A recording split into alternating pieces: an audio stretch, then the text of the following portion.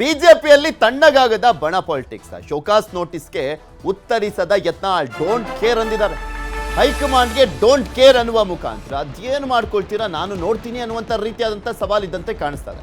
ಒಳಗೊಳಗೆ ಏನೇ ಆತಂಕ ಇದ್ರೂ ಜನರ ಮುದ್ದೆ ತಲೆ ಬಾಗಬಾರ್ದು, ನಾನೆಲ್ಲೋ ಸೋತಿದ್ದೀನಿ ಅನ್ಕೊಳ್ಬಾರ್ದು ಅನ್ನುವಂಥ ನಿಲುವ ಇದು ಅನ್ನುವಂಥ ಪ್ರಶ್ನೆ ಇದೆ. ಯತ್ನಾಳ್ಗೆ ಶಿಸ್ತು ಕ್ರಮ ಕೈಗೊಳ್ಳುವಂಥ ಆತಂಕ ಅಂತೂ ಇದ್ದೇ ಇದೆ. ಉತ್ತರ ನೀಡುವಂತೆ RSS ನಿಂದ ಸಂದೇಶವನ್ನ ಕೊಡಲಾಗಿದೆ ಅಂತ. ಉತ್ತರ ಕೊಟ್ಬಿಡಿ, ರಿಸ್ಕ್ ಬೇಡ. ಯಾಕೆ ರಿಸ್ಕು? ನೀವು ಒಳ್ಳೆ ಲೀಡ್ರು, ಮುಂದಿನ ದಿನಗಳಲ್ಲಿ ಒಳ್ಳೆಯ ಭವಿಷ್ಯ ಇದೆ, ರಿಸ್ಕ್ ತಗೊಂಬೇಡಿ ಅಂತ ಸಲಹೆಯನ್ನು ಕೊಡಲಾಗಿದೆ ಅಂತೆ. ಸೊ ಹೀಗಾಗಿ RSS ಸಲಹೆಯಂತೆ ಇಂದು ಯತ್ನಾಳ್ ಉತ್ತರವನ್ನ ಕೊಡ್ತಾರಾ? ಈ ಉತ್ತರ ಕೊಟ್ಟಂತ ಸಂದರ್ಭದಲ್ಲಿ ಆ ಉತ್ತರವನ್ನ ಎಷ್ಟು ಮಟ್ಟಿಗೆ ಹೈಕಮಾಂಡ್ ಅಕ್ಸೆಪ್ಟ್ ಮಾಡ್ಕೊಳ್ಳುತ್ತೆ? ಯಾಕೆಂದ್ರೆ 72 ಅವರ್ಸ್ ಒಳಗಡೆ ಉತ್ತರವನ್ನ ಕೊಡದೆ ಹೋದ್ರೆ ನೀವೇ ಒಪ್ಕೊಂಡಂತೆ ಶಿಸ್ತು ಕ್ರಮವನ್ನ ಕೈಗೊಳ್ಳುವಂತ ನಿಟ್ಟಿನಲ್ಲಿ ಪ್ರೊಸೀಡ್ ಮಾಡಬಹುದು ಅನ್ನುವಂಥ ನಿಟ್ಟಿನಲ್ಲಿ ಲಾಸ್ಟ್ ಪ್ಯಾರದಲ್ಲಿ ಮೆನ್ಷನ್ ಮಾಡಲಾಗಿತ್ತು ಆ ಶಿಸ್ತು ಸಮಿತಿ ಕೊಟ್ಟಿದ್ದಂಥ ನೋಟಿಸ್ನಲ್ಲಿ. ಸೊ ಹೀಗಾಗಿ ಅದು ಕೂಡ ಕುತೂಹಲ ಇದೆ. ಫೆಬ್ರವರಿ 20ರ ಸಭೆ ಕರೆದು ಚರ್ಚೆಯನ್ನ ಮಾಡಲಿದ್ದಾರೆ ಯತ್ನಾಳ್ ಅವರು. ಮುಂದಿನ ಕಾರ್ಯತಂತ್ರದ ಬಗ್ಗೆ ಮೀಟಿಂಗ್ ಅನ್ನ ಮಾಡಲಾಗ್ತದೆ. ವಿಜೇಂದ್ರ ಫೆಬ್ರವರಿ 20ರ ಭವಿಷ್ಯ ಕೂಡ ನಿಜವಾಗುತ್ತಾ ಕಾದ್ ನೋಡಬೇಕು. ಬಿಕಾಸ್ ಅವತ್ತು ಶಿವರಾಜ್ ಸಿಂಗ್ ಚೌಹಾಣ್ ಸೇರಿದಂತೆ ರಾಜ್ಯ ಬಿಜೆಪಿಯ ಉಸ್ತುವಾರಿ ರಾಧಾ ಮೋಹನ್ ದಾಸ್ ಅಗರ್ವಾಲ್ ಅವರು ಕೂಡ ರಾಜ್ಯಕ್ಕೆ ಬರಲಿದ್ದಾರೆ ಅಂತ ಹೇಳಲಾಗ್ತಾ ಇರುವಂಥದ್ದು. ಅವತ್ತೇ ಅನೌನ್ಸ್ ಮಾಡಲಾಗುತ್ತಾ ಬಿಜೆಪಿ ರಾಜ್ಯಾಧ್ಯಕ್ಷರನ್ನ, ಎಲೆಕ್ಷನ್ ಸೆಲೆಕ್ಷನ್ ಕಾದ್ ನೋಡಬೇಕು. ನಿಮ್ಮ ಎಲ್ಲ ಪ್ರಶ್ನೆಗಳಿಗೂ ನಾಳೆಯೇ ಉತ್ತರ ಕೊಡ್ತೇನೆ, ರಾಜಕೀಯ ವಿಚಾರವು ನಾಳೆಯೇ ಮಾತಾಡ್ತೇನೆ ಅಂತ ವಿಜೇಂದ್ರ ಇವತ್ತು ಮಾತನಾಡಿದ್ರು. ಹಾಗಾದ್ರೆ ಅವರ ಸ್ಟೇಟ್ಮೆಂಟ್ ಏನು ನೋಡೋಣ. ನಾಳೆ 20ನೇ ತಾರೀಕು ಒಳಗಡೆ ಸರಿಯಾಗುತ್ತೆ ಅಂತ ಹೇಳಿದ್ರಿ. ಏನು ಸರಿಯಾಗುತ್ತೆ? 20ನೇ ತಾರೀಕು ಒಳಗಡೆ ಏನಾಗುತ್ತೆ?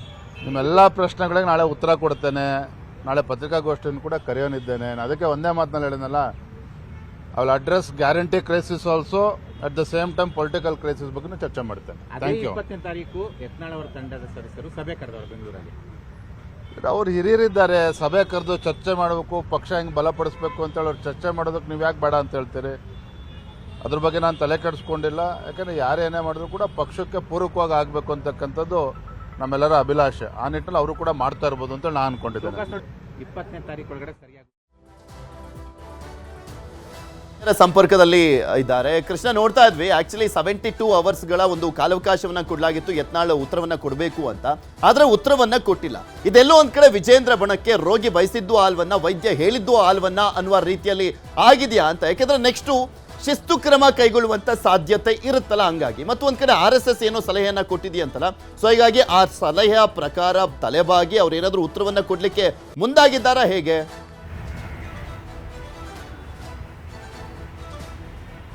ಪೃಥ್ವಿರಾಜ್, ಬಸವನಗೌಡ ಪಾಟೀಲ್ ಅಂತ ಹೇಳೋರಿಗೆ ಈಗ ನೋಟಿಸ್ ಕೊಟ್ಟಿರುವಂತದ್ದು ಹೊಸದೇನಲ್ಲ, ಈ ಹಿಂದೆನೂ ಕೂಡ ಕೊಟ್ಟಿದ್ರು. ಆದರೆ ಈಗ ಕೊಟ್ಟಿರುವಂಥ ನೋಟಿಸ್ ಏನಾದರೂ ಎಚ್ಚರಿಕೆ ನಡೆಯನ್ನ ತೋರಲಿಲ್ಲ ಅಂತಂದ್ರೆ ಅದು ಬಹುಶಃ ಬರುವಂಥ ದಿನಗಳಲ್ಲಿ ತಮಗೆ ಕುತ್ತು ತರುತ್ತೆ ಅನ್ನೋ ಒಂದು ಕಾರಣಕ್ಕೋಸ್ಕರವಾಗಿನೇ ಬಸವನಗೌಡ ಪಾಟೀಲ್ ಯತ್ನಾಳ್ ಅವರೀಗ ಬಹಳ ಆಲೋಚನೆ ಮಾಡಿ ಒಂದು ಎಚ್ಚರಿಕೆ ನಡೆಯನ್ನ ಎಡೆಯುವಂಥ ನಿಟ್ಟಿನಲ್ಲಿ ಕೂಡ ಈಗಾಗಲೇ ಮುಂದಾಗಿರುವಂಥದ್ದು. ಆ ಕಾರಣಕ್ಕೋಸ್ಕರವಾಗಿನೇ 20ನೇ ತಾರೀಕು ಅಂದ್ರೆ ನಾಡಿದ್ದು ಸಭೆಯನ್ನ ತಮ್ಮ ಟೀಮ್ ಜೊತೆಗೆ ಸಭೆಯನ್ನು ಕೂಡ ನಡೆಸ್ತಾ ಇದ್ದಾರೆ. ಮತ್ತೆ ಅದ್ರ ಜೊತೆಗೆ ಎಲ್ಲೊಂದ್ ಕಡೆ RSS ಮುಖಂಡರು, ಪ್ರಮುಖರ ಜೊತೆಗೂ ಕೂಡ ಚರ್ಚೆಯನ್ನು ಮಾಡೋದ್ರ ಮುಖಾಂತರವಾಗಿ ಈ ಒಂದು ನೋಟಿಸ್ಗೆ ಉತ್ತರವನ್ನ ಕೊಟ್ಟಿಲ್ಲ ಅಂತಂದ್ರೆ ತಮ್ಮ ಮೇಲೆ ಯಾವ ರೀತಿಯಾಗಿ ಹೈಕಮಾಂಡ್ ನಾಯಕರು ಕ್ರಮವನ್ನ ಕೈಗೊಳ್ಳಬಹುದು ಒಂದು ಮಾಹಿತಿಯನ್ನು ಕೂಡ ಕಲೆ ಹಾಕಿರುವಂತದ್ದು. ಮತ್ತೊಂದು ಕಡೆ ಈಗಾಗಲೇ ನಿನ್ನೆ ಕೂಡ ಎಲ್ಲೋ ಒಂದ್ ಕಡೆ ಒಂದು ಪೇಪರ್ನಲ್ಲಿ ಮುಖ್ಯವಾಗಿ ಅಂದ್ರೆ ಮಾಧ್ಯಮಕ್ಕೆ ಹೇಳಿಕೆಯನ್ನ ಯತ್ನಾಳ್ ಅವರು ಒಂದು ರೀತಿ ಕೇರ್ಲೆಸ್ ಆಗಿ ಕೊಟ್ಟಿರುವಂತದ್ದು. ಅಂದ್ರೆ ನಾನು ಈ ಒಂದು ನೋಟಿಸ್ಗೆ ಯಾವುದೇ ಕಾರಣಕ್ಕೂ ಕೂಡ ಉತ್ತರವನ್ನ ಕೊಡಲ್ಲ, ನನಗೇನು ಅವಶ್ಯಕತೆ ಇಲ್ಲ ಅನ್ನೋ ಮಾತನ್ನು ಕೊಟ್ಟಿದ್ದಾರೆ. ಅದು ಸಹಜವಾಗಿಯೇ ಅದು ಹೈಕಮಾಂಡ್ ನಾಯಕರಿಗೆ ಗೊತ್ತಾದ್ರೆ ತಮಗೆ ಮುಂದಿನ ದಿನಗಳಲ್ಲಿ ದೊಡ್ಡ ಮಟ್ಟದಲ್ಲಿ ಕ್ರಮ ಆಗುತ್ತೆ ಅನ್ನೋ ಒಂದು ಕಾರಣಕ್ಕೋಸ್ಕರವಾಗಿ ಯತ್ನಾಳ್ ಅವರು ಈಗ ಅದಕ್ಕೆ ಸೂಕ್ಷ್ಮವಾಗಿ ಒಂದು ರೀತಿ ಯಾವ ರೀತಿಯಾಗಿ ಉತ್ತರವನ್ನು ಕೊಡಬೇಕು ಅನ್ನೋ ನಿಟ್ಟಿನಲ್ಲಿ ಸಿದ್ಧತೆಯನ್ನು ಮಾಡ್ಕೊಂಡಿದ್ದಾರೆ.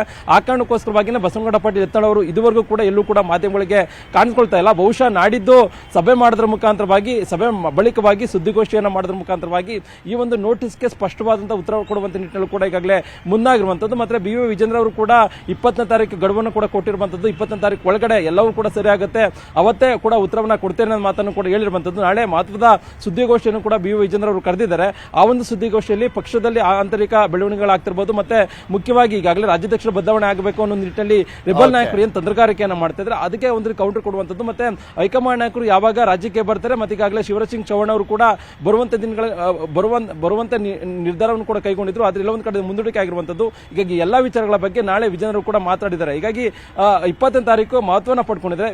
ರಾಜ್ಯ ಬಿಜೆಪಿಯ ಬೆಳವಣಿಗೆಗಳ ಬಗ್ಗೆ ಏನ್ ನಿರ್ಧಾರ ಆಗುತ್ತೆ ಅನ್ನುವಂಥದ್ದು. ಪೃಥ್ವಿರಾಜ್, ಓಕೆ, ಧನ್ಯವಾದ ಕೃಷ್ಣ ನಿಮ್ಮೆಲ್ಲ ಮಾಹಿತಿಗಾಗಿ.